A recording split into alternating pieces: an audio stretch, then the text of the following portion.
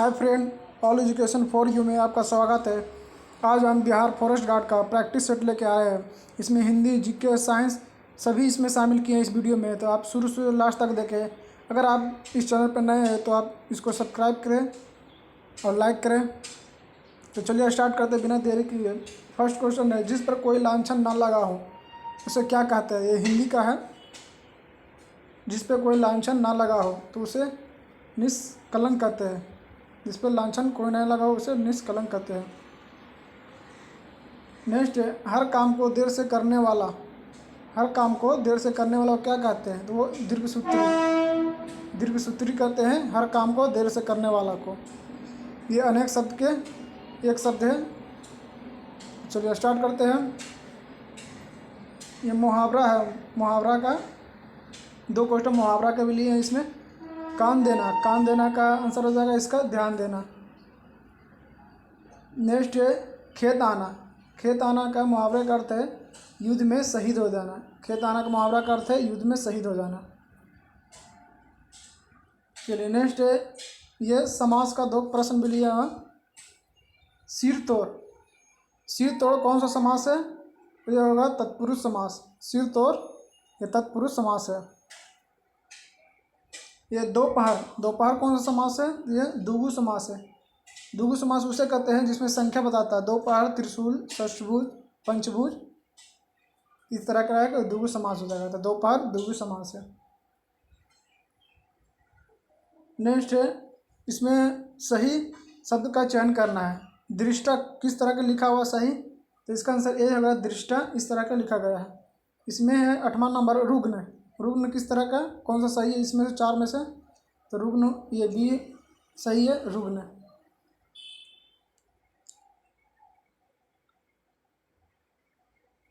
चलिए नेक्स्ट है, इसमें विलोम शब्द बताना है।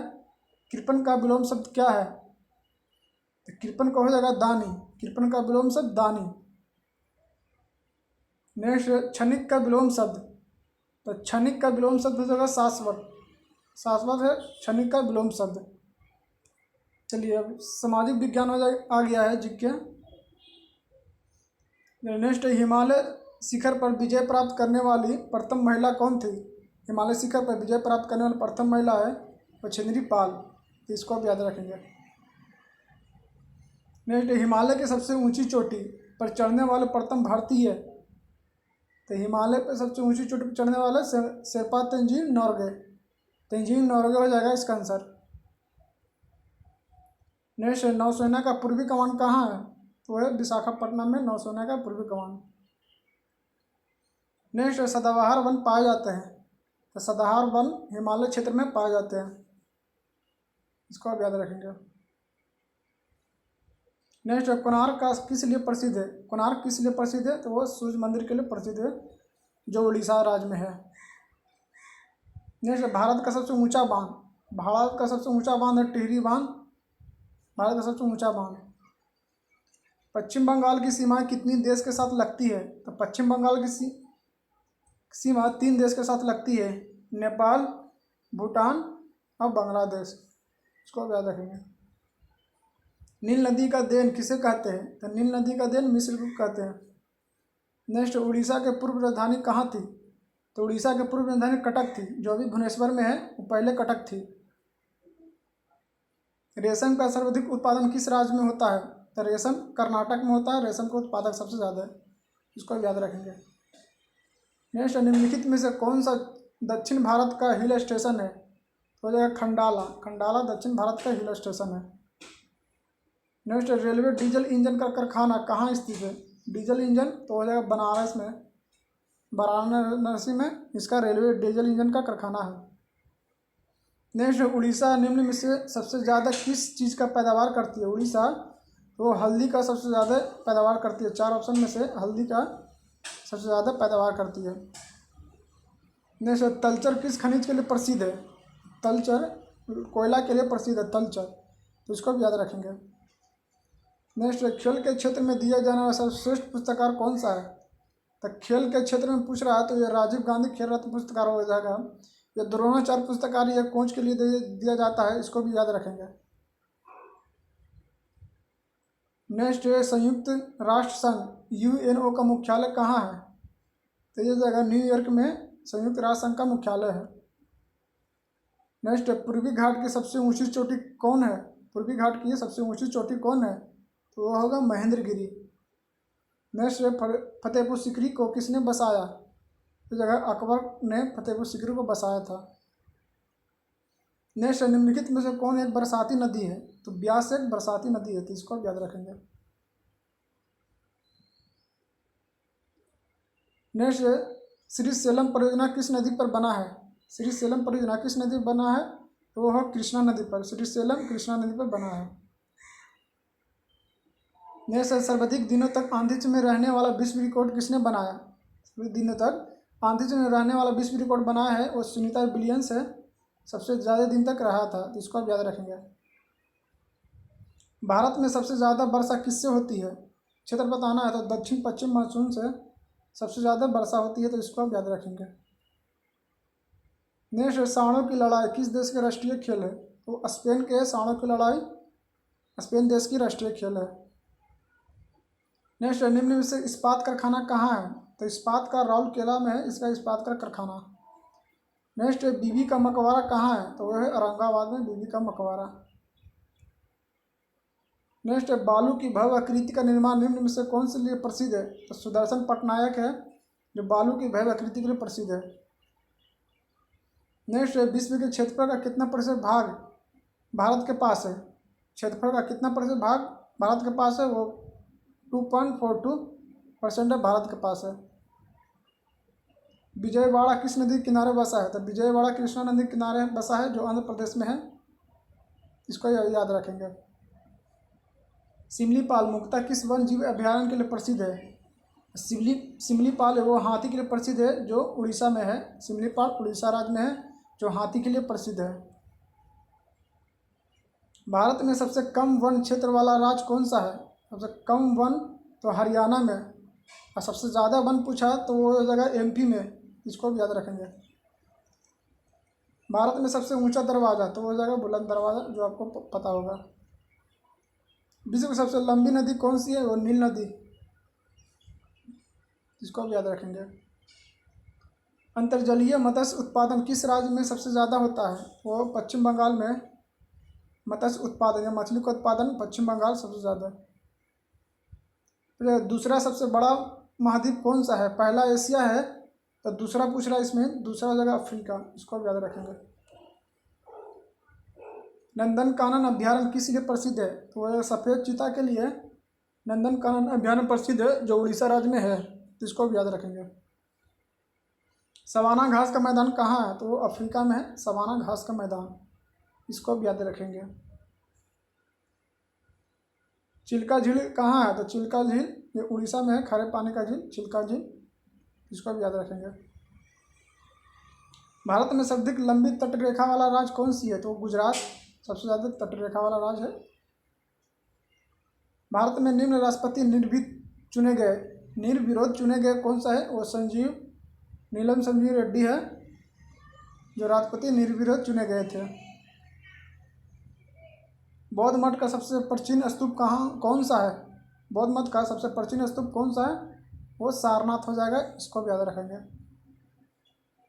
कांग्रेस ने किस एकमात्र गोल सम्मेलन में भाग लिया? वो दूसरा, कांग्रेस ने दूसरा गोल सम्मेलन में भाग लिया था। उपराष्ट्रपति किस सदन का पदेन सभापति होता है? उपराष्ट्रपति वह राज्यसभा का सभापति होता है। अगर आपसे पूछे राज्यसभा का सभापति कौन होता है तो यह हो जाएगा उपराष्ट्रपति, इसको आप याद रखेंगे। कार्ल मार्क्स थे, कार्ल मार्क्स क्या थे? तो जर्मन चिंतक थे कार्ल मार्क्स। नेक्स्ट, निम्न से कौन सा एक राज्य स्थल रुद्ध है? तो वो जो बिहार। स्थल रुद्ध उसे कहते हैं जो चारों तरफ स्थल से घिरा हुआ है। जैसे आंध्र प्रदेश के एक तरफ बंगाल की खाड़ी है जो समुद्र से लगा हुआ, गुजरात में भी अरब सागर है समुद्र से लगा हुआ, पश्चिम बंगाल में बंगाल की खाड़ी एक तरफ से लगा हुआ, लेकिन बिहार के चारों तरफ स्थल है, जिससे स्थल रुद्ध कहते हैं। इस तरह के आप याद कर सकते हैं, स्थल रुद्ध बिहार हो जाएगा।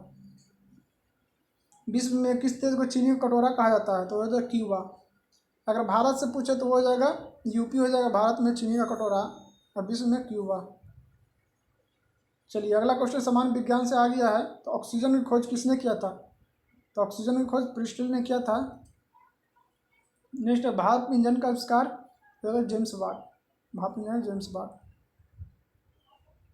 भौतिकी के क्षेत्र में नोबेल पुरस्कार के विजेता प्रथम भारतीय, फिजिक्स के क्षेत्र में तो सीवी रमन हो जाएगा, जो फिजिक्स में मिला था 1930 में मिला था इसको, सीवी रमन को, तो इसको आप याद रखेंगे। नेक्स्ट भारतीय अंतरिक्ष अनुसंधान संगठन इसरो कहाँ स्थित है? इसरो का मुख्यालय बंगलौर में हो जाएगा, वो बंगलौर में स्थित है इसरो, इसको भी याद रखेंगे। निम्नलिखित में कौन सा ब्लास्टिक मिसाइल है? तो वो अग्नि है, ब्लास्टिक मिसाइल है। हवाई जहाज का आविष्कार ये राइट ब्रदर, ये आपको याद होगा, हवाई जहाज का आविष्कार राइट ब्रदर। हेलु पुच्छल तारा कितने वर्ष के बाद पुनः दिखाई देगा? तो 76 साल के बाद दिखाई देता है।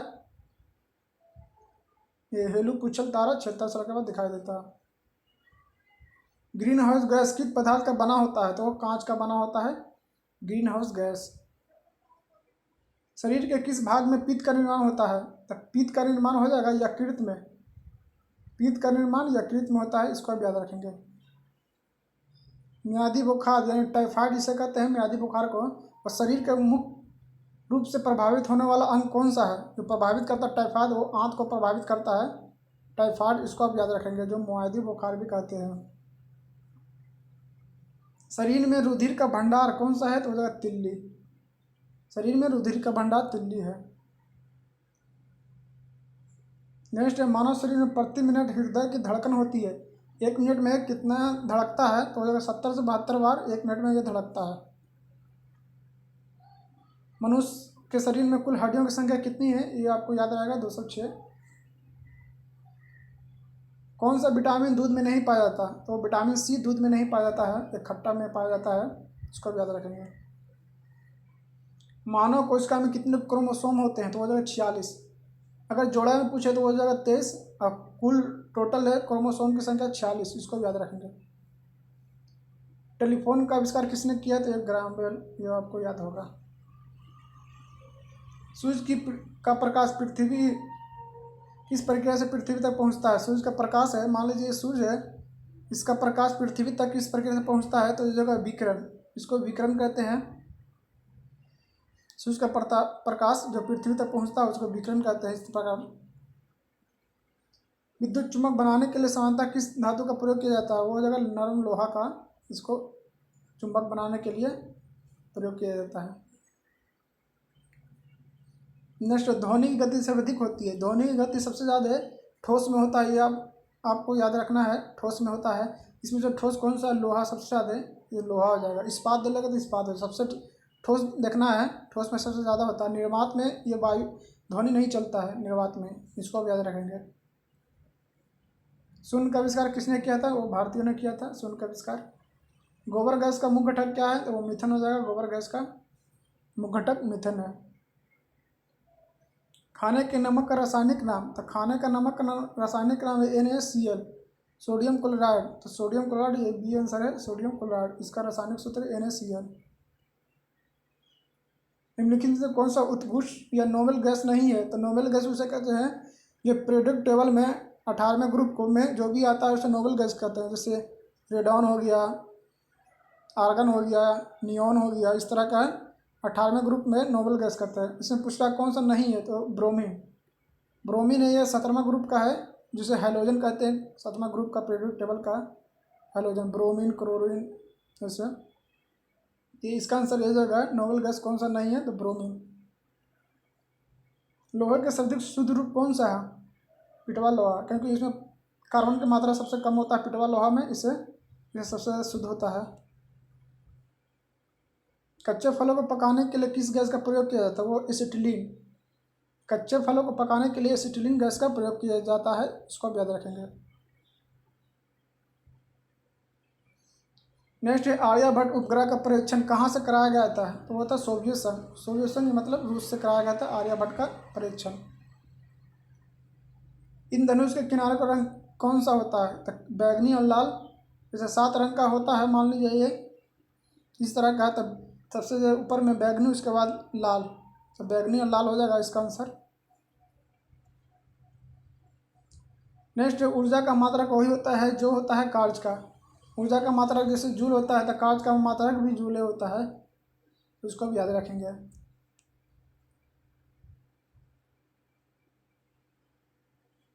नेक्स्ट, सूर्य की किरण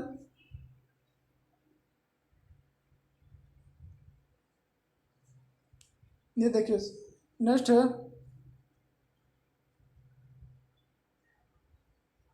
सूरज की किरण में कौन सा विटामिन प्राप्त होता है, तो वो विटामिन डी सूरज की किरण में रहता है, विटामिन डी, इसको आप याद रखेंगे। नेक्स्ट, निम्नलिखित कौन सा रोग वंशागुणित है, तो वो है वर्धनता। वर्धनता एक वंशागुणित रोग है। बाकी रिकेट्स ये सब विटामिन डी के कारण, रतौंधी विटामिन ए के कारण से, विटामिन सी के कारण से, स्कर्विक ये किसी कारण से नहीं होता है, इसलिए वर्धनता इसे कहते हैं। तो आज के लिए इतना ही। अगर आपको ये वीडियो अच्छा लगा तो सब्सक्राइब करें, लाइक करें। तब तक के लिए धन्यवाद।